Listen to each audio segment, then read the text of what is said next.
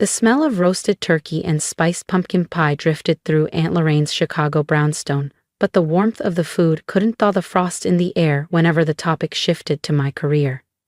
I sat near the end of the long oak table, quietly stirring my cranberry sauce, while the rest of my family swapped life updates like stock tips. Aunt Lorraine loved hosting these annual Thanksgiving banquets, especially now that her PR firm, Bennett & Co., was thriving. The dining room walls flaunted her success.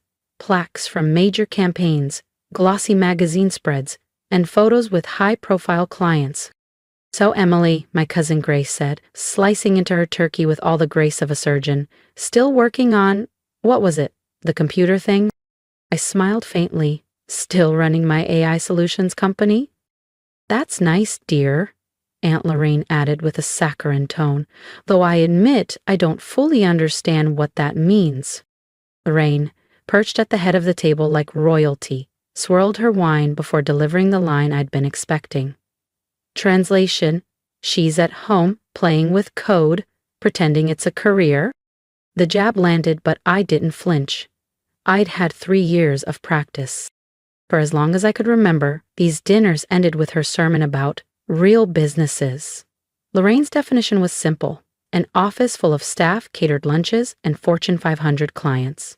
My mom tried to step in. "She's doing well, Lorraine, really well."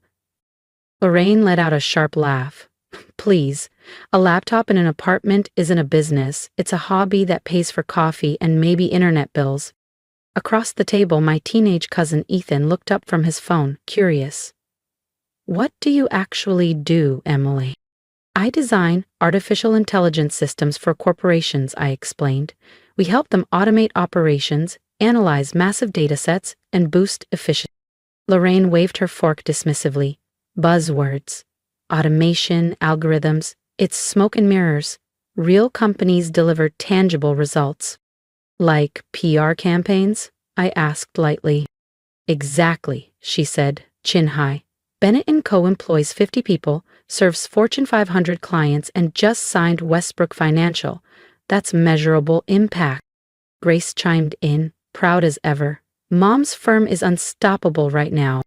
I smiled, because what they didn't know, Westbrook Financial's AI overhaul, the one saving them millions, was signed by me.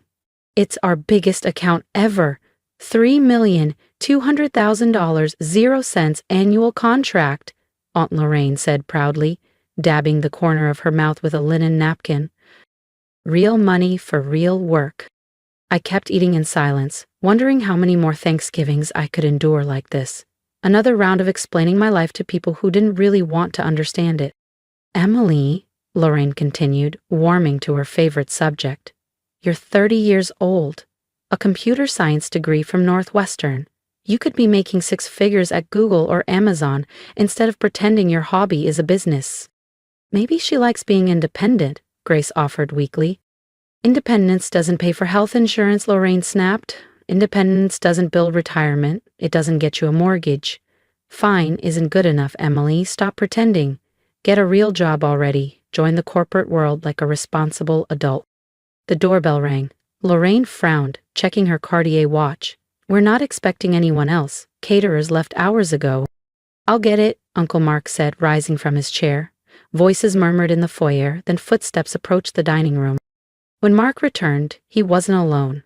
A tall man in a tailored navy suit followed, his presence commanding the room. "Lorraine," Mark said, hesitant, "this gentleman says he's here on an urgent business matter." The man stepped forward, and recognition hit me instantly.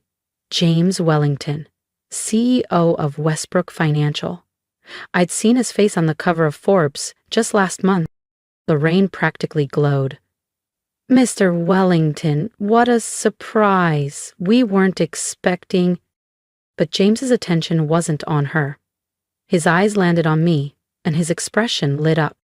"Emily, there's my favorite AI architect." His grin was wide and genuine as he strode toward me. "I was hoping I'd run into you this weekend." Lorraine's fork clattered onto her plate. "James," I said warmly, standing to shake his hand. "Good to see you. How's the rollout going?" "Better than we ever imagined," he said enthusiastically. The predictive analytics system you built increased our portfolio performance by 23% in 6 months. The board is calling it the most successful tech implementation in company history. Silence blanketed the table, thick and absolute. Grace stared. Lorraine's jaw tightened. And me? I just smiled and reached for the cranberry sauce. The silence in the dining room was deafening. Forks hovered midair, glasses stilled. Every pair of eyes was fixed on me and the man standing at my side. "I'm sorry," Aunt Lorraine managed, her voice trembling. "You two know each other?" James looked almost amused. "Know each other? Lorraine, Emily is the architect behind our entire AI transformation. She's the reason Westbrook Financial now leads the market in predictive analytics." "AI transformation?" Grace echoed, faintly. James's grin widened. "Emily designed a machine learning platform that processes billions of data points every second, analyzing market trends, predicting risks, and identifying investment opportunities no human team could ever spot. It's game-changing technology." The room seemed to tilt. Lorraine's face drained of color. "But she works from her apartment," she stammered. James chuckled. "Apartment?" "Emily runs her operation from a converted warehouse in Fulton Market. I've seen it. Secure servers, clean rooms, hardware labs. Her infrastructure rivals most Fortune 500 R&D departments." Ethan's eyes were huge, like a secret tech lair. "More like a high-security research facility," I said lightly. "I prefer an environment designed for innovation, not cubicles and office politics." James nodded. "When we were evaluating vendors, every major consulting firm pitched us cookie-cutter solutions. Emily was the only one who proposed custom architecture. It took 8 months to build and train the system on 15 years of market data, then adapted to real-time conditions. Honestly, it's some of the most advanced machine learning I've ever seen." Grace leaned forward, voice barely above a whisper. "How much does something like that cost?" James glanced at me, then back at the stunned faces around the table. "The initial build contract was $4,700,000, 0 cents. Annual optimization and maintenance is another $2,300,000, 0 cents. A sharp crack broke the silence. Aunt Lorraine's wineglass slipping from her hand, shattering on the hardwood floor. $7 million? She gasped.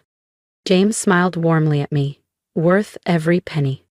I looked around the table, meeting each wide-eyed stare with calm composure. "So," I said, reaching for the cranberry sauce, "still think independence doesn't pay?" "That's just the beginning," James said smoothly.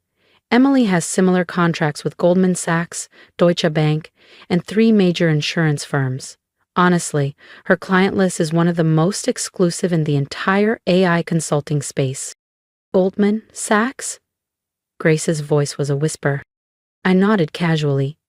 "We built their fraud detection platform. It reduced false positives by 89%, while catching 34% more actual fraud cases." Lorraine's mouth opened, closed, then opened again. "And the insurance companies?" "Claims processing automation," I explained. "What used to take weeks of manual review now happens in minutes, with better accuracy than human auditors." James pulled out his phone and turned the screen toward her. "According to last month's Forbes feature, Emily's company, Apex AI Solutions, is valued at roughly $47 million, 0 cents. Projected revenue this year? 0.10 cents. The silence that followed was so absolute I could hear the grandfather clock in the hall ticking like a metronome of disbelief. 23 million? Ethan breathed. Revenue, not profit, I clarified, taking a sip of water. But yes, it's been a solid year. James chuckled. She's being modest. Emily's profit margins are north of 60%. Most consulting firms would kill for numbers like that. 60%, Lorraine repeated faintly, as if the words were foreign. James leaned forward. That's the beauty of custom AI systems. Once the core architecture is built, scaling is fast and cost-efficient. Emily's essentially licensing transformative technology to companies that need it yesterday. But You don't even have employees, Grace stammered. I have 12 full-time contractors, I corrected. Experts in machine learning, cybersecurity, and systems integration.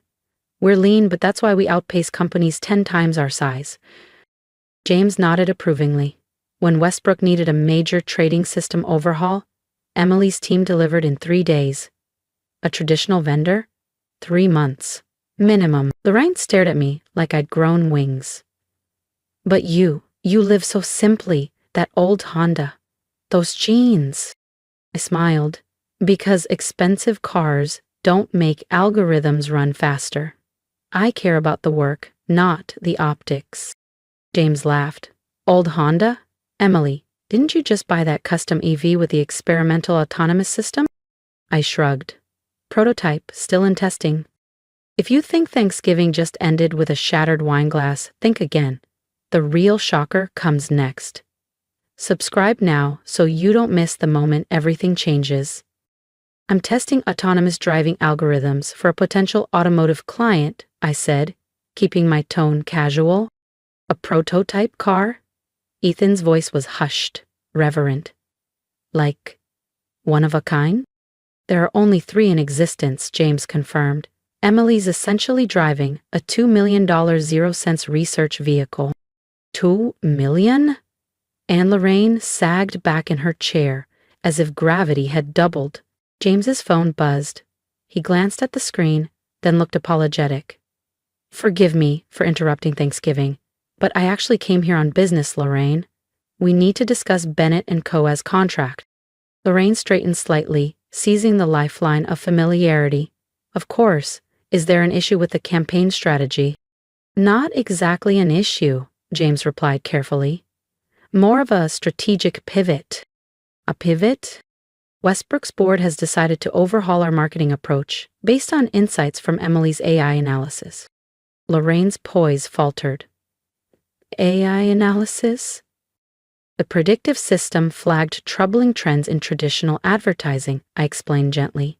Consumer patterns indicate that old-school marketing will lose 40% of its impact within 18 months. James nodded. We need an entirely new model. AI-driven personalization, dynamic content generation, predictive targeting, automated optimization. Frankly, it's beyond the scope of a traditional PR firm. Lorraine's knuckles whitened on her napkin. You're canceling our contract? Not canceling, James said smoothly. Redirecting. We'd like Bennett & Co. to partner with Apex AI on the new campaign. I let the words settle like a thunderclap. Partner with Emily? Grace whispered, stunned. She'd lead the technical side, James confirmed. Your firm would handle creative execution under her guidance. It's the perfect blend of strategy and innovation. The irony was delicious. Aunt Lorraine, who had mocked me for years, was now being offered a lifeline under my supervision.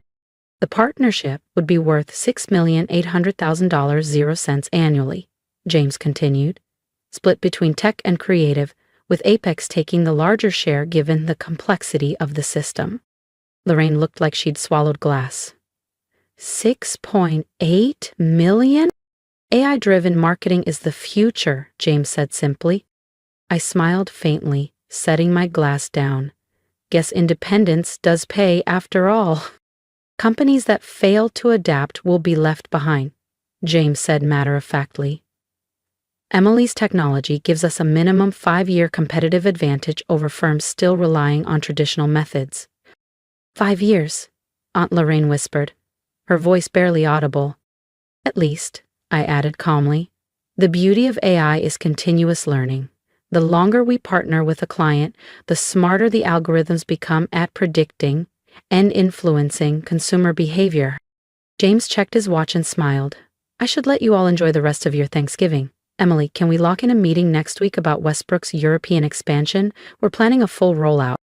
Tuesday afternoon works, I replied smoothly. Excellent. He shook my hand firmly, then turned to Lorraine. Lorraine, have your team call my office Monday morning to finalize the partnership structure. This could be a tremendous opportunity for Bennett & Co. if you're ready to embrace technology. When James left, silence filled the dining room like fog. The clinking of cutlery and hum of conversation never returned. Lorraine sat motionless, eyes fixed on the shattered stem of her wineglass. Finally she spoke. "Emily, why didn't you ever tell us?" I met her gaze evenly. "Because every time I tried, you told me it wasn't a real business. Eventually, it seemed easier to let you believe what you wanted." Grace blinked rapidly. "But $47 million? 0 cents? I shrugged. "It's not about the money, it's about solving meaningful problems, making systems smarter, reducing fraud, freeing people from repetitive tasks so they can focus on creativity and strategy." Across the table, Ethan was furiously typing on his phone. "Emily, you're famous. Like, really famous." I laughed softly. "Tech media likes to cover AI breakthroughs." "No, listen," he said, reading aloud. "Wired, Harvard Business Review, TechCrunch, they call you the most influential AI architect under 35. Says your solutions have generated over $2,300,000,000, 0 cents in client value." "Value creation," I corrected gently.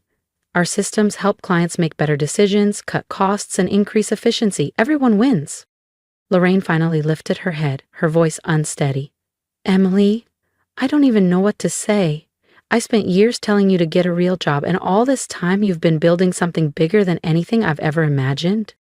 "You didn't know," I said softly, "and your agency is successful too. We just live in different worlds."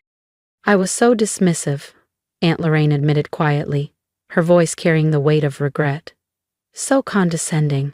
I acted like you were wasting time on computer games when you were building revolutionary technology." "You were trying to protect me," I said gently. "You wanted me to have stability, a clear path to success. I understand that." "Stability?" She gave a hollow laugh. "Emily, you have more security than anyone at this table. You're working with companies that can't function without you." "A partnership?" Grace blurted. "Would you really work with Mom's agency after everything?" Paused. "AI works best when paired with human creativity. Bennett & Co. understands branding and consumer psychology. I understand technology. Together, we could create campaigns that resonate emotionally and leverage predictive analytics." "You'd really do that?" Lorraine asked, disbelief softening into something like hope.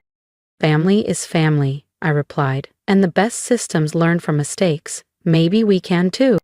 The rest of dinner blurred into questions about machine learning and Fortune 500 boardrooms. The woman who once told me to get a real job now scribbled notes about AI-driven personalization. As we cleared dishes, Ethan cornered me. "Emily, why didn't you defend yourself earlier when Mom said all those things?" "Because arguing rarely changes minds," I said. "Results do." He hesitated, then grinned. "If you're worth millions, why still drive that old Honda?" I laughed. "Because cars don't write better algorithms. The money's a byproduct of doing what I love. The real rewards are curiosity, meaningful work, strong relationships. Those can't be bought." "Do you think I could learn AI?" His eyes shone with something familiar. "If you're willing to dive into math, computer science, and statistics, absolutely," I said. "The field needs minds brave enough to ask impossible questions." "Like what?" "Like how to teach machines to see patterns we can't. How to automate tasks requiring intuition. How to solve problems we haven't even identified yet." "That sounds amazing."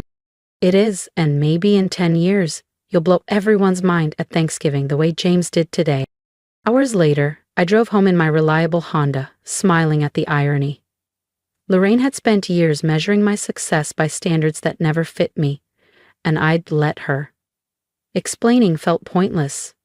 Until now. The partnership could be transformative. Her team brought decades of storytelling expertise. My systems brought precision and foresight. Together, we might create something neither could alone. My phone buzzed. Started looking at Northwestern's CS program.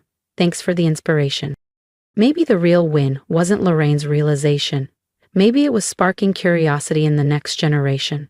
After all, the best systems and families learn, adapt, and pass knowledge forward.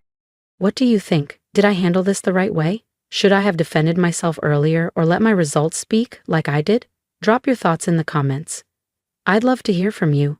And if you've ever been underestimated by family or told to get a real job, share your story. Let's start a conversation about resilience and quiet strength. If I've learned anything, it's this. You don't need to shout your worth to be valuable. Let your work, your persistence, and your passion do the talking. Build something that excites you, even if no one understands it yet. Eventually, the results will speak louder than words. If you enjoyed this story and want to see what happens next, subscribe and turn on notifications. Your support helps me share more stories that inspire people to chase their dreams, no matter who doubts them.